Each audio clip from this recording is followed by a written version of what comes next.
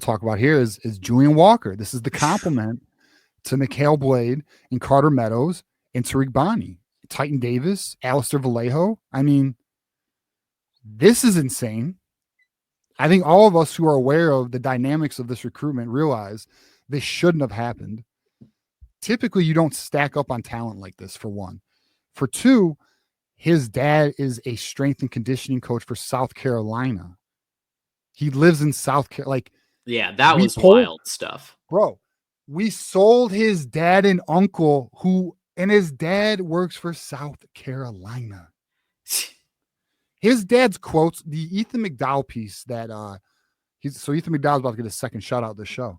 But and I think Ethan McDowell's an excellent addition on 3, by the way.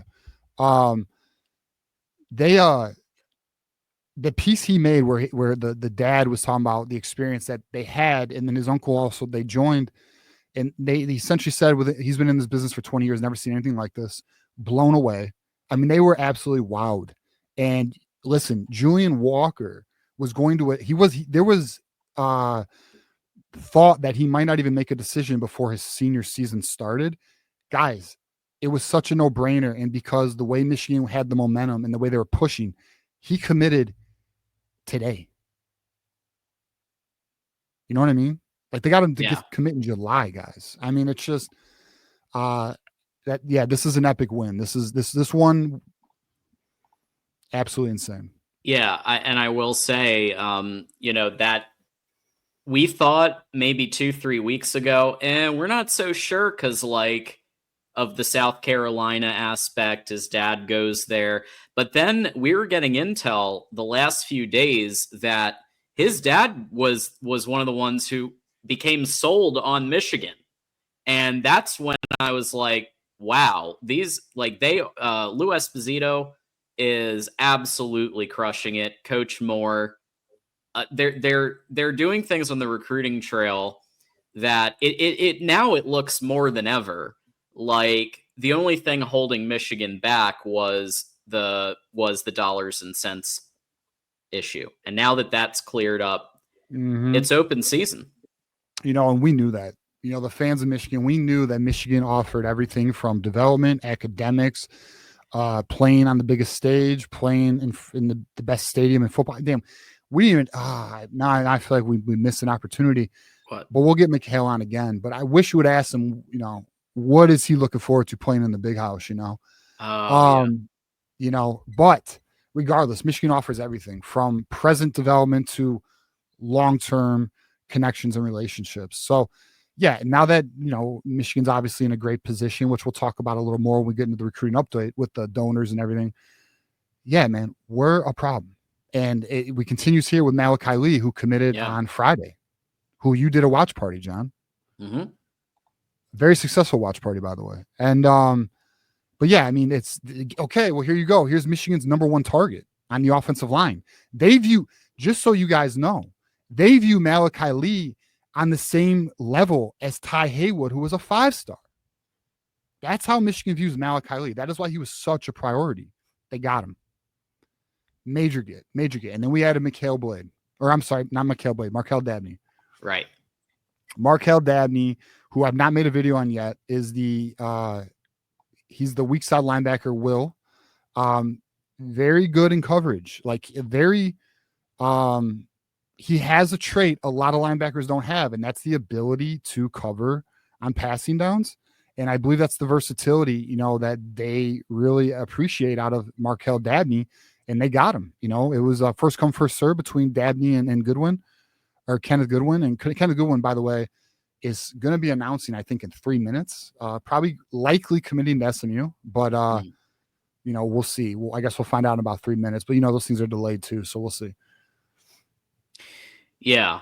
And Dabney, I just think that's an example of Michigan not just playing defense, they're playing offense. They are talking to, they're trying to get these flips from other schools. And so I think it's really impressive there. I did want to just touch real quick. Thank you, Dominic, for the 10. Go blue, no hammer coming. Absolutely. Thank you for the 10 there, Dominic. And yeah, no, it's just, and it continues. And Michigan's class has gone from, like I said, the 30s to, depending on the outlet, depending on what you're looking at, this one is at 9. So I've seen 8, 9, Yes. but top 10 is super legit. Yeah, well, go to, if you can, John, go to the rankings of all the teams. It's just one page back.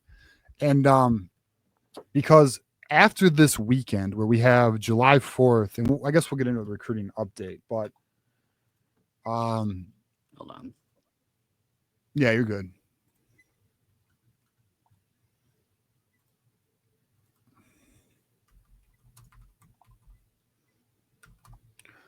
But yeah, I mean, so like after this weekend, I feel we're either going to be 6th or on the verge of passing Ohio State, who is 5th, is what I think is going to happen. There's some commitments. Or actually, I have it on my phone here. Let me pull it up. There's some dates here that we need to be aware of, which I have for everybody. What'd you do? Did you lose the screen, John? Yeah, I'm just trying to pull it up. Hold on. All right, so all right, so let's just kind of, I guess, you want to get into the recruiting update after you show this, or? Yeah, for sure. So here's the overall rankings. So Michigan is catapulted. Yeah. Looks like currently up to, or actually, sorry, that's 2025. And here we go. 2026, Michigan is at 9. Now look at the teams in front of them. Now they're only up 2 points, right? 256, go up. Yeah, this is really close. All the way up to Miami. And just 2 points, boys, we're 6th. Now, I think after this weekend, because here's who's committing, right? So Donovan Webb's making an announcement tomorrow. That's looking Texas Tech. And then I guess we can just get in the recruiting update, John. Yeah, let's just get into the recruiting update. Yeah. Absolutely. All right. So Donovan Webb is committing tomorrow, guys. It's looking Texas Tech, but it's okay because Michigan is after bigger fish. And, we just had Mikhail Blade on. Stay tuned because Michigan is swinging for the fences on a few of these players. We're going to get into it. The player to know that they're looking at is Devon Benjamin, one of the top cornerbacks in the nation.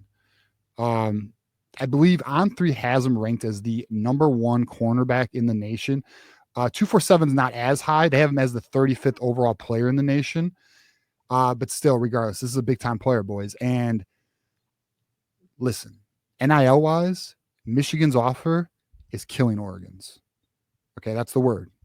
So the NIL offer for Devon Benjamin is very aggressive, to say the least. So this is why, if people want to know, well, why is the Donovan, which, by the way, I'm a fan of Donovan Webb. Donovan Webb would have been an excellent nickelback for this class, but there's only so many spots in the class, right?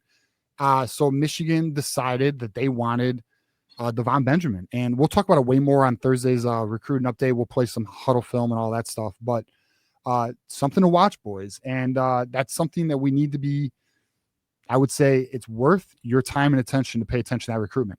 And then we have John Turntine and Travis Johnson are going to be deciding on Friday. John Turntine, I don't feel confident Michigan's going to land him. I feel he's going to be heading to likely Texas. Now that's an assumption. I don't know. Matt Miller seems very excited. He wants to get me on the 4th of July show so that he can gloat, I think. Yeah, the buzz appears to be a little Texas, although all teams apparently feel like they have a shot. Oh, it doesn't matter because July 4th, Travis Johnson is going to be announcing his commitment at noon. At noon, boys. Travis Johnson, the 6'3" playmaking wide receiver who was one of my personal crushes of the cycle. Yeah, I'm feeling extremely good about this. Okay, I'm thinking Michigan is a lock here. So there's that. That's going to up us in the rankings. He's like ranked in, where's Travis Johnson ranked, John? He's like, let's look it up real quick.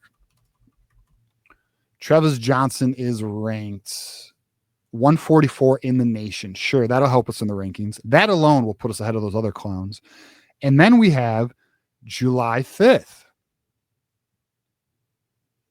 Calvin Russell, boys. Oh, Calvin snap. Russell's, ladies and gentlemen. And Mikhail Blade was like, stay tuned. Yeah. Lay low, stay low. Listen, I'm feeling good. I'm feeling good about Calvin Russell. I'll just say that, and I'll leave that there for now. Yeah, we're Then we got we're just Dorian Barney, cornerback Dorian Barney, big time playmaker Dorian Barney. yeah. Yeah. Also, July 5th. Guess what? I'm thinking, we get Dorian Barney. Okay. So Dorian Barney, Travis Johnson. I'm feeling good about Calvin Russell. And then we have, let's see. So Dorian Barney's ranked 148, another top 150 player in the nation. Okay. And then we have obviously Savion Hyder, right? Savion Hyder looking to commit. And this is one of the big fish. So we had the big three, right? So we've been kind of labeling Carter Meadows, Calvin Russell, Savion Hyder as the big three. Well, the reality is it's now the big four because Davion Benjamin is a part of that. It's looking good for Savion Hyder, guys. It's looking good for Savion Hyder. So again, like Michigan is just on an insane heater right now. But he's not, again, July or August. I have heard that it's possible Michigan tries to push it, but I don't think they're going to push that decision date. We'll see where it goes. Tennessee's still in that one. But yeah, I mean, that's just kind of where we are there. And then another one that we'll talk about that's a big time player too is Deuce Gerald. So I will be honest here. I have absolutely zero insight on this recruitment other than so Deuce Gerald's Michigan is apparently going for it. I'll be honest. This is where, and you don't hear this from me often. I'm a little skeptical here. Now, if Michigan can pull this off, Jesus. Yeah, I don't. That would be wild. Deuce Gerald, and not only that, we'd be taking him from Ohio State. Another one after, yeah. We've already with Carter Meadows. They were salty about that one with a capital T. Deuce Gerald's, and here, let me just do a share screen here. Hold on. So this way, I want to kind of let the people kind of get familiar with these recruits a little bit because we're kind of talking about without showing any visuals. Deuce Gerald's, one moment, is right here. 73 ranked player in the nation. Apparently, Michigan's pushing here. Apparently.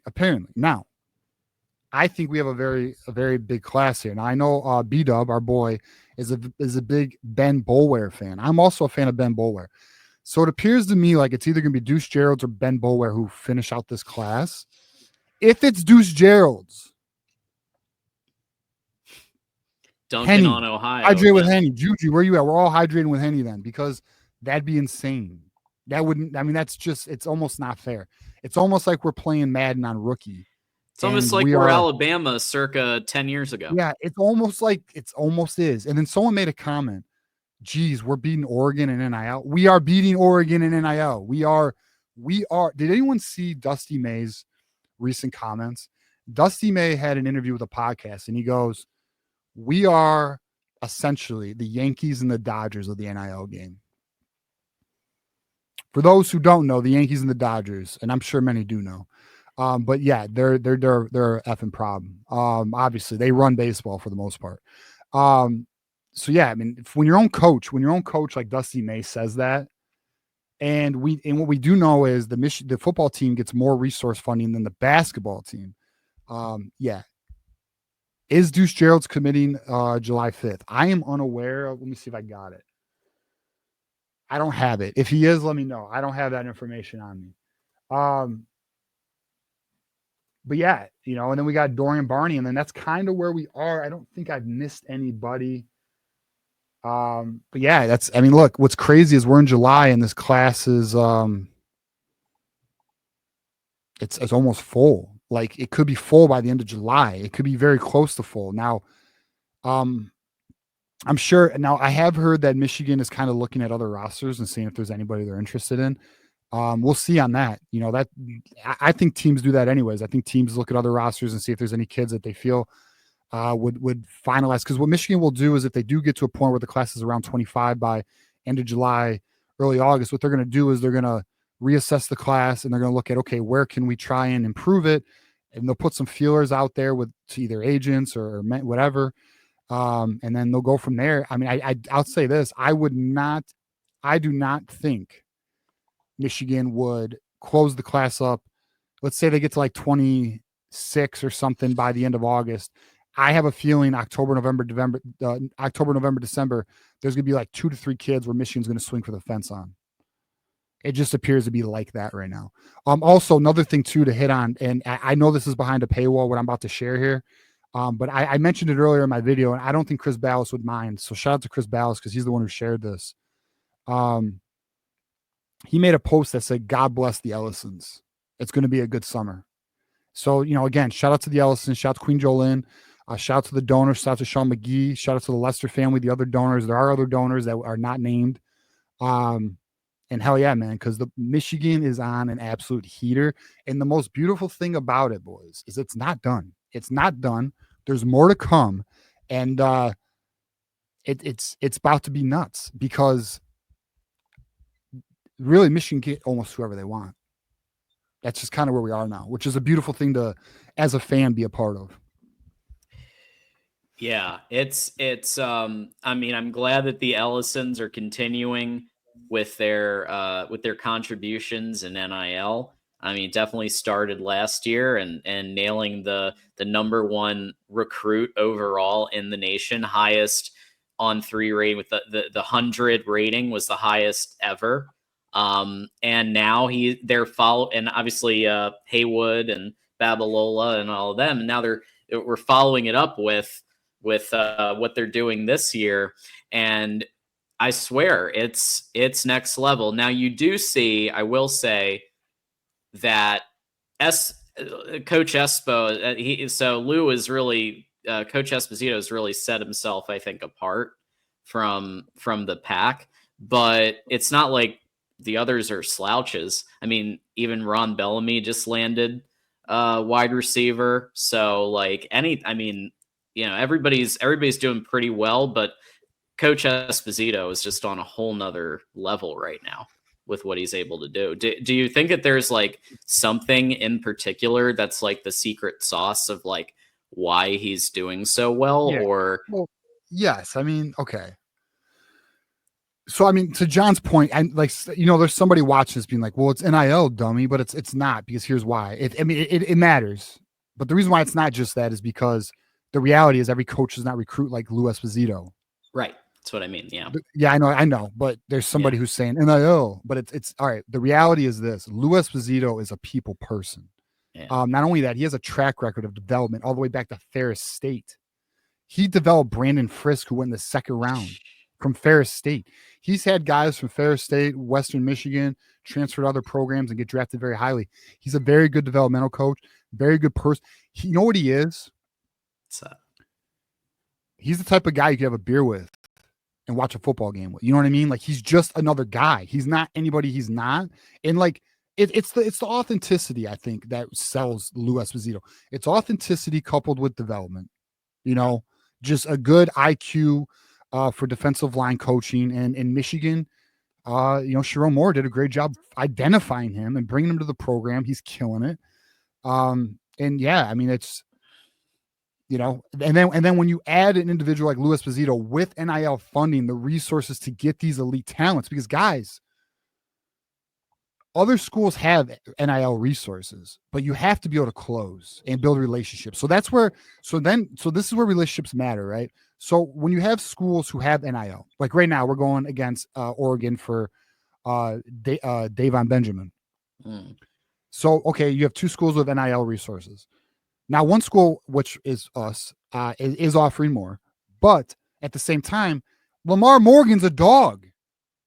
Lamar Morgan's, if not our best recruiter, our second best recruiter. He's also an authentic people person that really just gels with these younger kids. So, and then we got Ron Bellamy, who's about to make Isaiah or Elijah write him a letter. John and Elijah are writing letters and mailing them to Ron Bellamy here in about 1 week. So, I'm waiting until I see it on the field. Fair. I mean, it's fair. I mean, I know some people who feel that way too. Recruiting is one thing, and I will give him his flowers on recruiting if everybody comes in that we're looking to nail, but but the field is another matter, and I need to see improvement in the dynamics of the pass. I need to see improvement in because it's not just on the quarterback, and this is what I'm trying to help people understand. That if you look beyond the obvious no duh, of course the quarterback play wasn't very good last year. Everybody knows that. But like, you go back to 23, you go back to 22. I want to see improvement from those years, from players who aren't named, Roman Wilson, who aren't named Ronnie Bell. And see it more across the board systematically. And then I'm gonna say, you Ron Bellamy, take a bow. You deserve it. Like, I'll give him his flowers at that point. Yeah, definitely. And I mean, that's fair. I think it's fair, but I will say, I think he's going to do it. I do. I just have confidence that they're going to do it with the way this off, whatever. But all right, so we'll see. To be determined on him.